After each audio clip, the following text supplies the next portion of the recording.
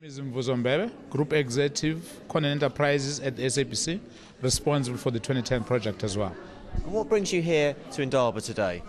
Well, what brings us to the INDABA today is that we have got most of the media of the world here to come and share with our colleagues, one, the state of readiness of the SABC and of the country to broadcast this event to the world and to assist FIFA to broadcast the event to the world. But secondly, to be able to share with them what is it that those people that will visit South Africa during that time, what can they expect? Because remember that the experience for the World Cup is not just the experience at the stadiums, it's also the experience outside the stadiums. What is that they should look forward in terms of their programming, what radio stations they could look forward to listen to, and so on. Now 36 days and a few hours left before the Confederations Cup. Can't wait. But what's your biggest challenge?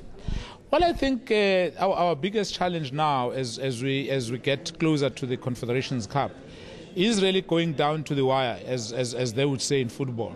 Is about making sure that, because there's a readiness, we've got our infrastructure ready, is now doing that 1 minute by 1 minute, making sure that you test and double test. That's our biggest challenge now, is to making sure that everything goes well, because we cannot fault the world and we cannot let FIFA down on this one. What's the difference that high definition will be compared to previous broadcast versions? Well, that's why I'm saying that's the biggest challenge, because remember that insofar as we know, and in particular also in FIFA, but I think right through other sporting events, this is the first time where the whole production is down in the high definition standard. There is no other backup standard that there is. And I think that for us is quite exciting that they've decided to have faith that whilst the World Cup is being hosted for the first time in Africa, but they also use this event to declare that high definition is the way to go.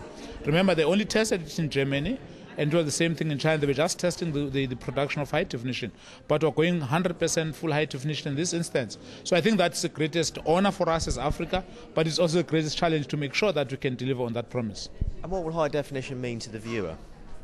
I think to the viewer sitting back at home, of course, it's those countries that have already got high definition broadcast, is that in those countries like the UK, like America and so on, you'll be able to watch live your broadcast in high definition, not in standard definition, which is the normal standard in South Africa at this stage. So in South Africa, that whilst our normal consumers will be able to see it in standard definition, but we have not been selfish, agreed that it must be produced in high definition and then we'll convert it to standard definition. But for the international viewer out there, if their countries are already broadcasting in high definition, there will be no need to convert. You'll see the pictures live from South Africa in high definition. Now 397 days to go to FIFA 2010. What are the biggest challenges you have in terms of infrastructure in getting sales ready? I think from an infrastructure perspective, we don't see many challenges.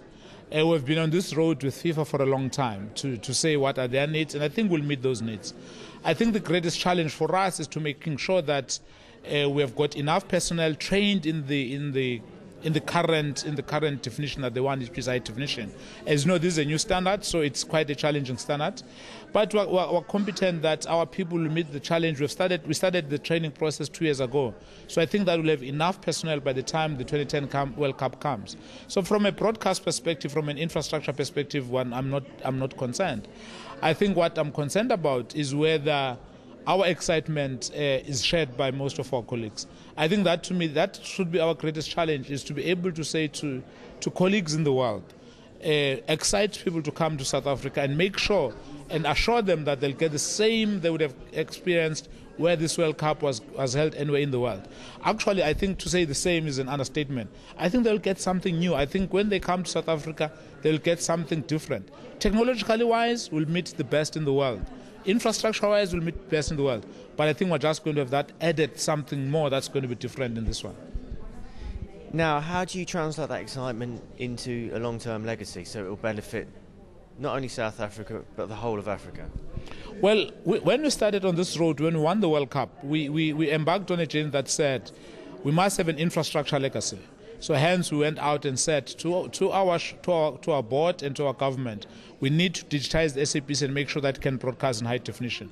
So there's a legacy for South Africans that they'll be able we are able to produce in high definition and follow through in high definition. But secondly, we then partnered with other public broadcasters in the continent to make sure that there's legacies. We're running about 4 projects at the moment with other broadcasters in Africa.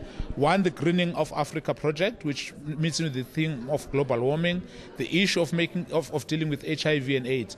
But inside the country, one other legacy that we have said is that we know that there's still about 3 or 4 million South Africans who don't have access either to a radio or television.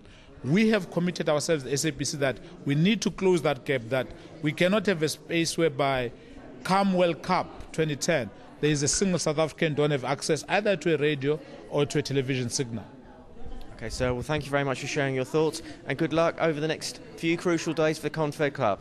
Thank you very much. We hope to see you for Confed Cup and to the World Cup.